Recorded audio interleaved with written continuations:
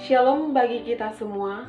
Firman Tuhan untuk kita pada hari ini tertulis dalam Lukas 17 ayat 3 sampai dengan ayat 4. Beginilah firman Tuhan.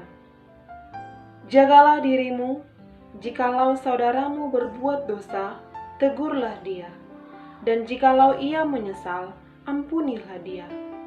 Bahkan jikalau ia berbuat dosa terhadap engkau 7 kali sehari, dan 7 kali ia kembali kepadamu dan berkata, "Aku menyesal," engkau harus mengampuni dia.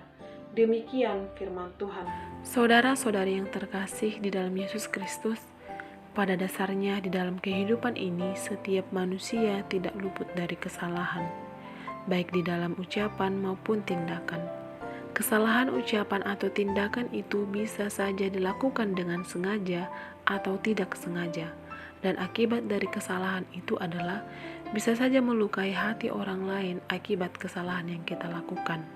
Dan berikut ini kita akan melihat dan mendengarkan sebuah video singkat bagaimana cara kita memaafkan kesalahan yang dilakukan oleh orang lain kepada kita. Memaafkan, sebuah kata yang sulit. Ada hal-hal yang kita lakukan dalam hidup ini, semua keputusan-keputusan buruk yang kita buat, yang kita sesali, perbuatan kita yang butuh untuk dimaafkan. Dan juga semua kesalahan dan perbuatan orang lain kepada kita, yang bikin kita ngerasa berhak untuk tidak memaafkan mereka. Tahu gak sih, gak mau memaafkan tuh kayak kita yang minum racun, tapi kita berpikir orang lain yang akan kita sakiti. Gak kayak gitu. Malah itu bakal ngegrogotin kamu dari dalam dan terus ngelukain kamu. Tuhan punya cara untuk urusan beginian, dan itu bisa kamu temukan dalam pribadi Yesus. Yesus datang dan hidup gak bercela. Demi kita, dia mati di kayu salib. Dan dengan kematiannya itu, memberikan kita kekuatan untuk memaafkan. Ketika Yesus lagi ada di atas salib, walaupun dia gak ngelakuin apapun yang salah, tapi dia berkata, "Bapa, maafkanlah mereka karena mereka tidak tahu apa yang mereka perbuat." Dia memiliki kekuatan untuk membebaskan kamu dan juga untuk mengampuni kamu. Kalau kamu gak yakin dengan apa yang harus kamu lakukan, kamu bisa tanya ke orang yang ngebagiin video ini. Dia siap nemenin kamu untuk masuk ke langkah yang selanjutnya.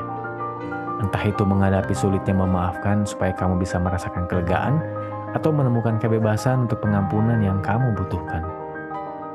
Dia pasti ingin kamu. Di dalam video yang telah kita dengarkan tadi menceritakan bahwa memaafkan orang lain itu sangat penting. Ketika seseorang meminta maaf kepada kita, kita harus memaafkannya, meskipun dalam waktu yang cukup lama. Karena ketika kita tidak memaafkannya, rasa bersalah yang ada dalam dirinya akan menggerogoti dirinya dan membuat ia tersiksa. Saudara-saudari yang terkasih di dalam Yesus Kristus, melalui firman Tuhan untuk kita pada hari ini, kita diingatkan agar hidup saling memaafkan. Artinya, ketika kita melakukan kesalahan, kita harus meminta maaf. Dan ketika orang lain melakukan kesalahan kepada kita dan beliau mengungkapkan kesalahannya dan meminta maaf kepada kita, kita harus mampu memaafkannya. Memang tidak dapat dipungkiri bahwa memaafkan seseorang itu tidak semudah yang kita bayangkan. Mungkin dalam 1 hari, mungkin selama seminggu, sebulan, bahkan setahun. Namun dalam proses itu, kita perlu mendoakan orang yang melakukan kesalahan kepada kita, agar ia berubah dan kita juga mampu memaafkan kesalahannya melalui berdoa, karena doa adalah kekuatan bagi orang yang percaya kepada Tuhan. Perlu kita ketahui bahwa masih banyak orang yang tidak mampu mengakui kesalahan yang telah ia perbuat. Namun, pada refleksi dalam video tadi, kita diingatkan sangat penting memaafkan orang lain ketika ia mengakui kesalahannya. Melalui firman Tuhan untuk kita pada hari ini juga bahwa Tuhan memberikan nasihat kepada setiap orang percaya bahwa orang yang salah harus meminta maaf dan orang yang benar. Saudara-saudari yang terkasih di dalam Yesus Kristus, berani mengakui kesalahan dengan mengucapkan kata maaf merupakan sebuah tindakan perubahan dengan tujuan mendamaikan suasana. Kita seharusnya tahu bahwa sebuah kata maaf akan memberikan kelegaan bagi diri kita sendiri dan juga orang lain.